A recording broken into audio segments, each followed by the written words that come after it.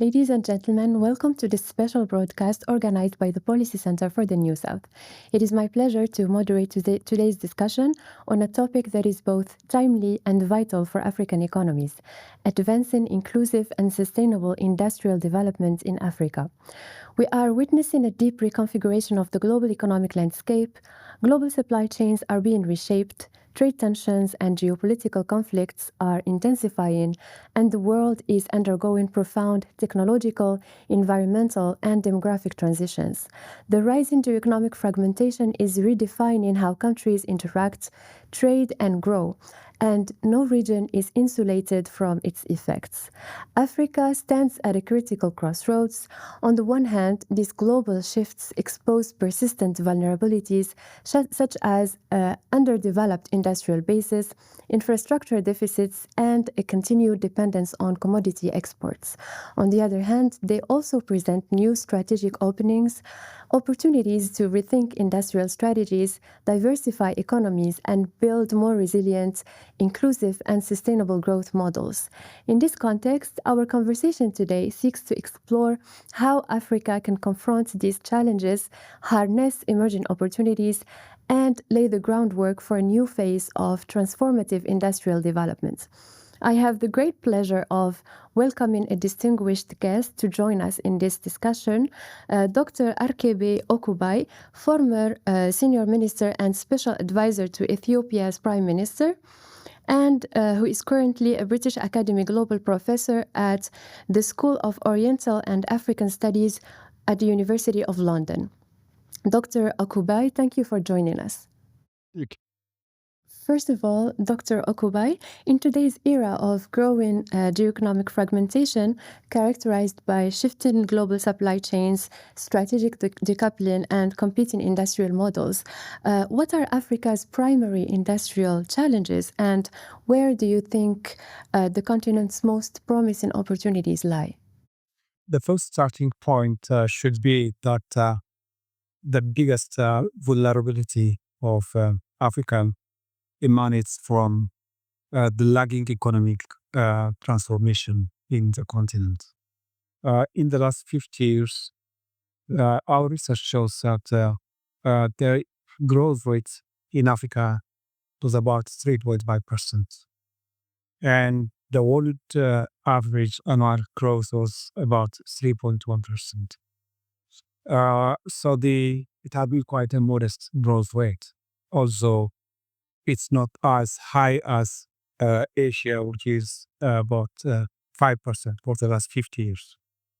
However, in terms of economic transformation or structural transformation, which may include economic diversification, the development of manufacturing sector, industrialization, and the export performance, we have been lagging.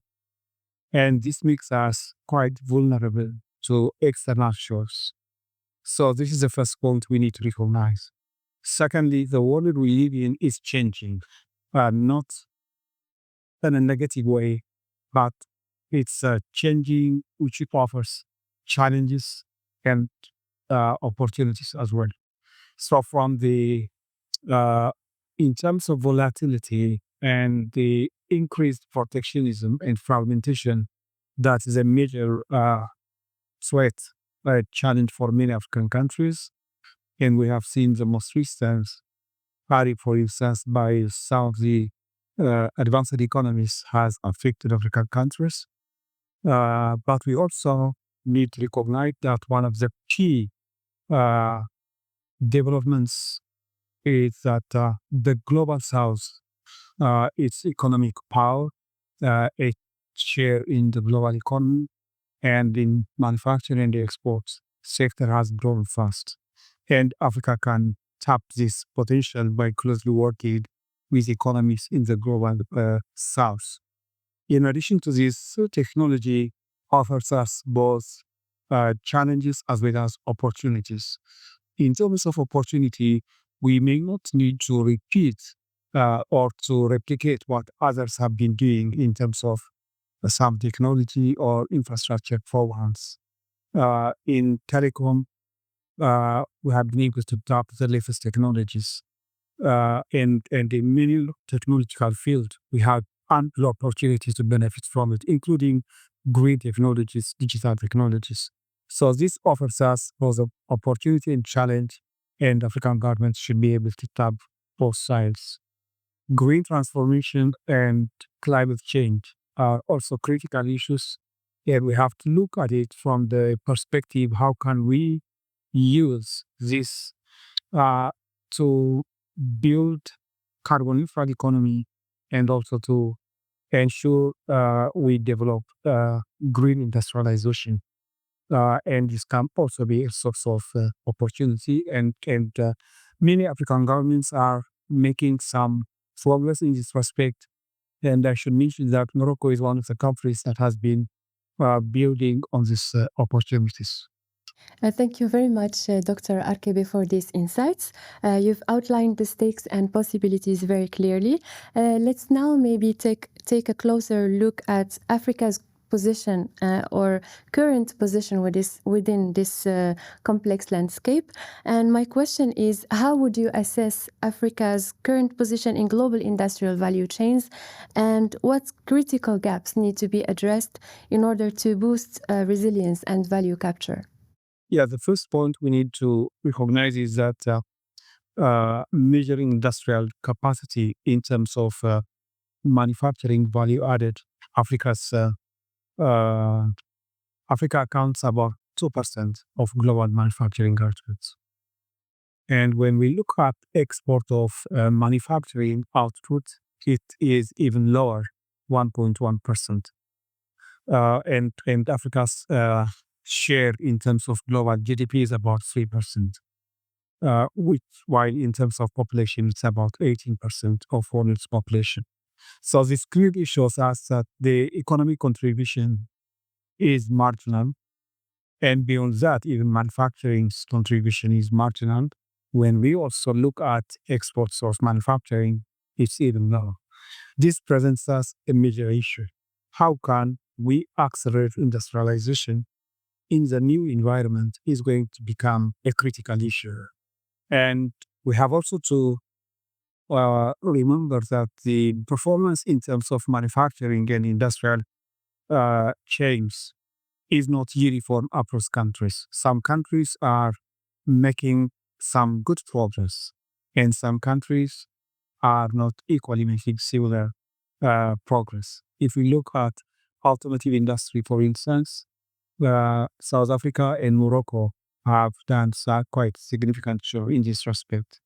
If we look at cement industry, also many African countries have expanded cement capacity, and particularly Nigeria has played quite important role in this respect. So it differs from sector to sector, it differs from country to country, but it shows us that there is significant space to improve the industrial capacity and also to develop regional value chains so that we can tap in export from global market, but also tap the huge opportunity we have in the continent. Thank you very much, Dr. Oqubay, for these insights that gives us a strong foundation to reflect on what needs to be strengthened internally. Building on that, let's shift to how Africa can leverage regional mechanisms to reinforce its industrial trajectory.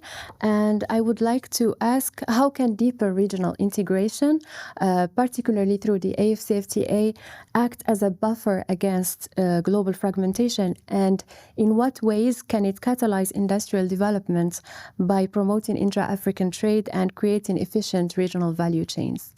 The intra-trade within Africa accounts only about 16% of all uh, African exports.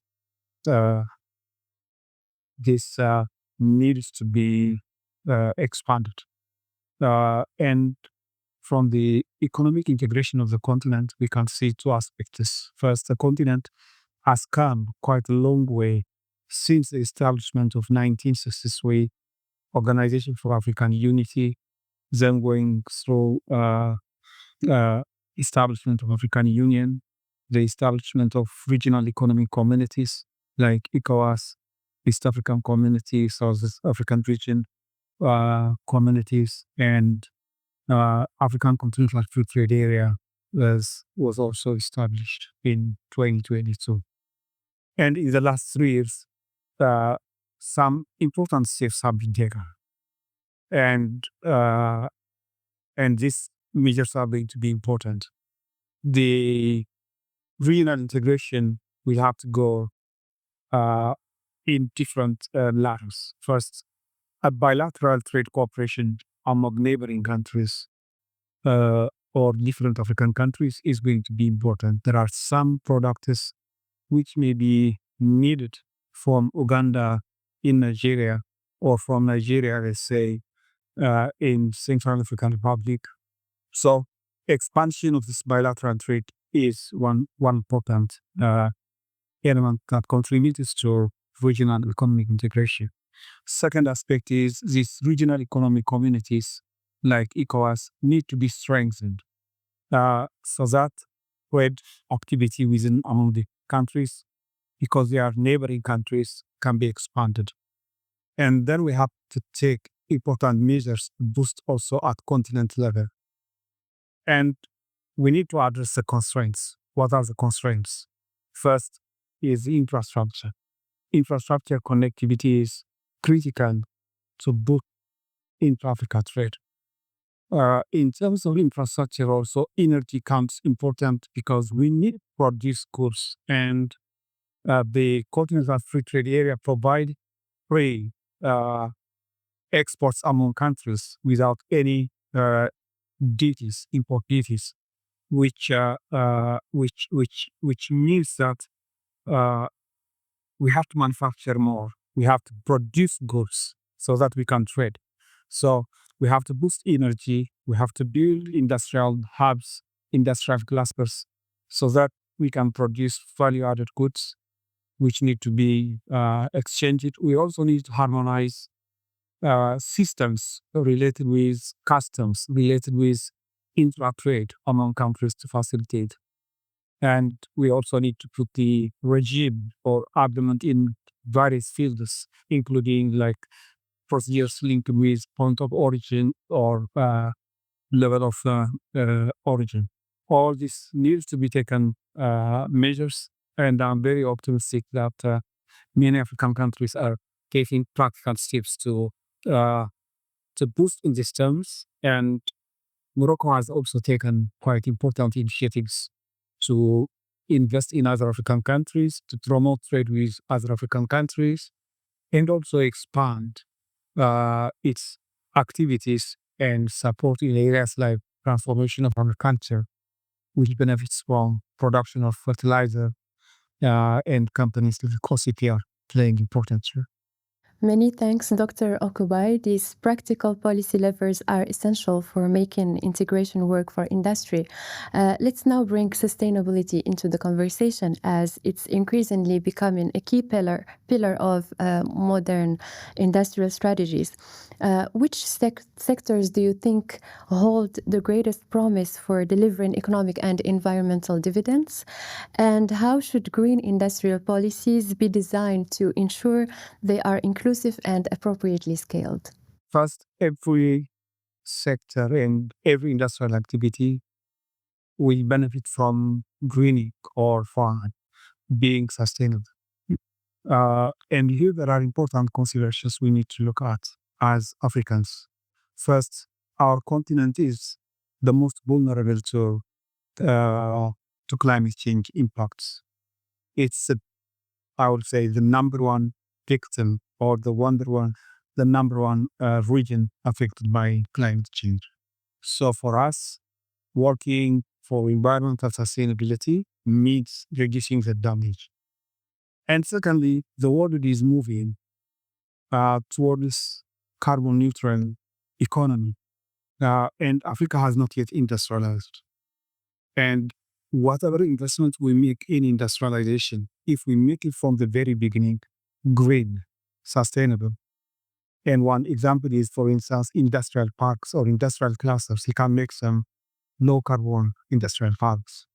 You can apply sustainability to cotton, sustainable farming, sustainable cotton. And in many ways it can be implemented. This will benefit the continent to be more competitive. Of course, a major area of greening is energy sector. Now, and a shift from fossil fuel-based energy system towards a cleaner and renewable energy is also beneficial for almost all African countries. And the reason is, first, many African countries are net importers of fossil fuel, which means they are spending a lot of money foreign exchange to import fossil fuel. So by converting and using renewable energy, and we have to bear in mind when we say renewable energy, it's not only about solar, it's not only about wind, it's also about geothermal power, it's also about hydropower. All this, they become cheaper and there will be a lot of opportunity for value addition locally as well. And in addition to this, also in other sectors like automotive industry, where South Africa and Morocco play prominent role, if they also get involved in the industrial chain of new energy vehicles, they are diversifying their presence in the automotive industry, because the automotive industry is now moving into two different paths. So the opportunity in all sectors is quite immense, and it's the benefit of Africa to focus on greening economic growth and also follow carbon neutral plans. Thank you very much for these valuable reflections. It is clear that green transformation also requires intentional design to be equitable. And that brings us to our final topic, how to ensure that industrial development is not just green, but also inclusive in its core. And I would like to ask, how can Africa pursue an industrial development strategy that is simultaneously inclusive through empowering women, youth, SMEs, and lagging regions, but also sustainable in order to strengthen resilience, counter external fragmentation, and maximize domestic value capture? The first starting point should be every industrial activity African countries want to promote should be able to generate employment. Employment generation is one of the key ways of ensuring inclusivity. And when we say employment, we have to put the use employment as a priority, and also women employment of one as a key priority. This means we have to put light manufacturing, we have to put labor-intensive industries as a key part of the priority. Secondly, also, we have to look at the production linkages. An activity in cement industry may not generate much jobs at the production of cement because it's capital intensive, but it contributed to the expansion of construction industry, expansion of housing development, expansion of infrastructure, which creates a lot of employment. So a key concern should be create jobs. And the second point is to ensure that we succeed in employment generation, we have to make investment in skill development. The youth needs to be prepared. They need to have skills that are needed by the industries. In addition to this, in the transition process, there will be some social groups, communities that may be affected due to the transition. In this also, we need to ensure that the required support mechanism is put in place, and that we don't neglect and forget communities which are affected by this transition. So these are some of the practical things every African government should focus. Thank you very much, Dr. Oqubay, for this deeply insightful exchange. You've offered us a multidimensional perspective on the challenges and strategic choices facing Africa in its quest for inclusive and sustainable industrial development in an increasingly fragmented world. And to our audience, thank you very much for watching, and until next time.